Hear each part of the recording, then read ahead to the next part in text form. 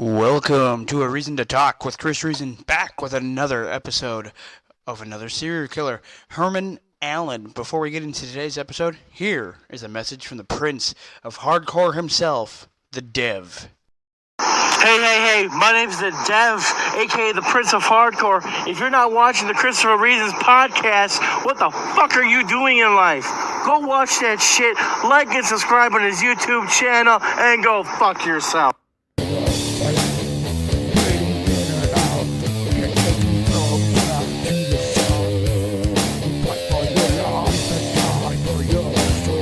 This is A Reason to Talk with Chris Reason.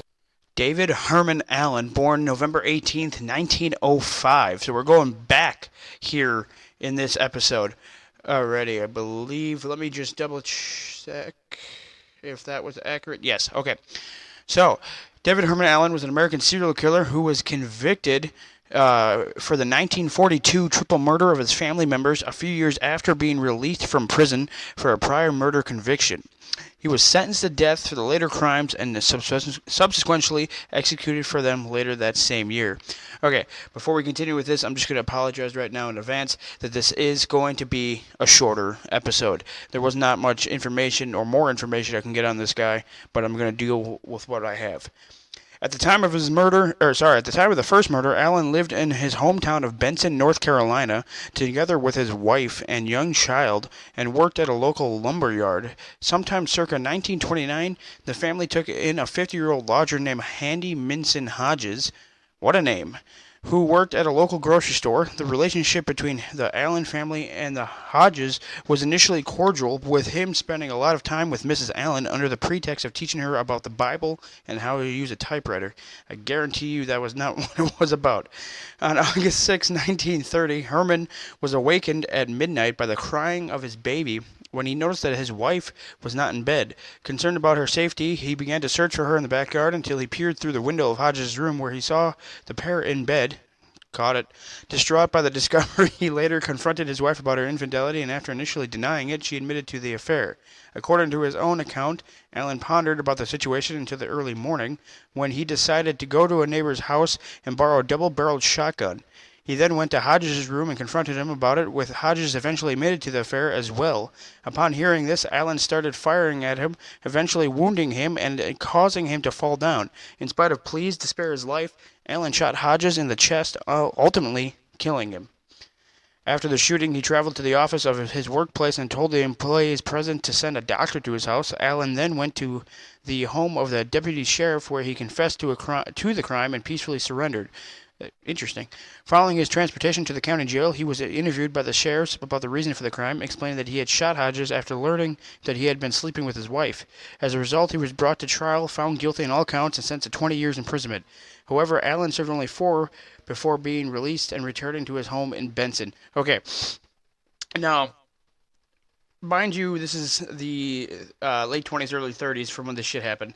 I'm laughing my ass off because of the fact that he was supposed to serve 20 years, only served 4.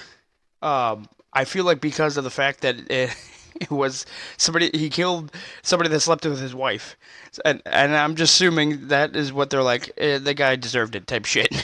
That's just my fucking guess. Oh, Jesus Christ.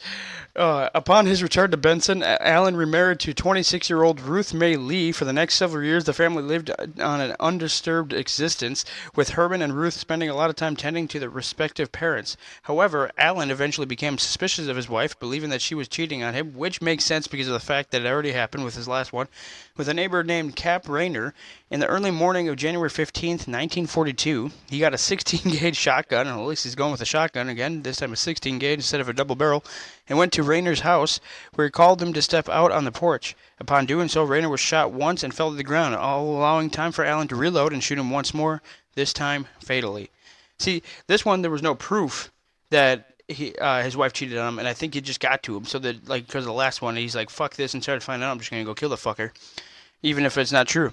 He then went to his mother-in-law's house and began firing through the windows, striking his 26-year-old brother-in-law, Grady Lee. Allen then went... Okay, so yeah, he just went on a fucking rampage. Allen then went inside and dragged his wife out by the hair to a barn not far from the house, where he shot her in the back of the head, Old Yeller style. That's not in here, I just felt like saying that. Fucking A, I'm an asshole. By that time, neighbors had already alerted authorities to the shootings, who subsequently arrested Allen while he was collecting clothes from his house.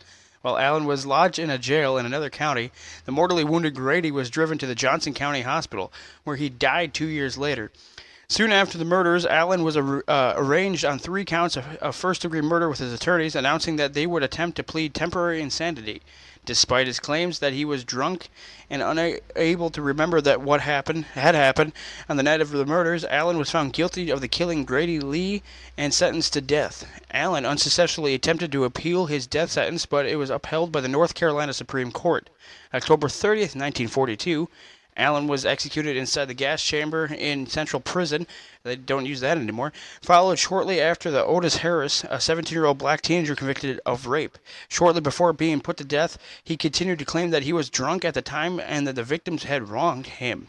His final words were the following: "I am ready to go. I do not dread it. There is a better world for me. I have had a sad life, but that is over now. I have experienced God in my soul. I am glad to leave this world of sin." So at least he, I don't know if he felt sorry for what he did or just said, fuck it, it's done, get me the fuck out of here now. Now, the first one, where he had proof that the guy slept with his wife because he caught him, that made sense. And the fact that they were going to sentence him to 20 years but let him out in 4, because I feel like it's because they're like, he slept with his wife, he's fine. But then, with the second time happening, and him not even confirming the adultery that was happening, the infidelity between his wife and neighbor, and just said, fuck it, and got a shotgun and killed him, and then started shooting into the fucking house of the mother-in-law, that's where I'm just like, holy shit. And that's where he just went fucking berserk. And now that the fact that him just saying, alright, fuck this, I'm ready to go, pretty much, he makes me believe that, like, alright, yeah, he did it on purpose on the second one without even caring.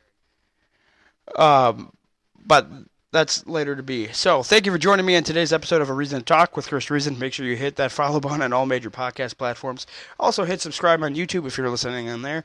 Click the notification bell and select all for when you know when we upload content daily, or almost daily. Check out the Linktree, linktr.ee/Chris Reason Network to get awesome products from W Energy, Wicked Cuts Jerky, and Reaper Apparel. Use promo code CRN10 at any of those links in the Linktree, and you'll get 10% off your orders today. Please help support the channel and the podcast. Peace and bacon grease, guys.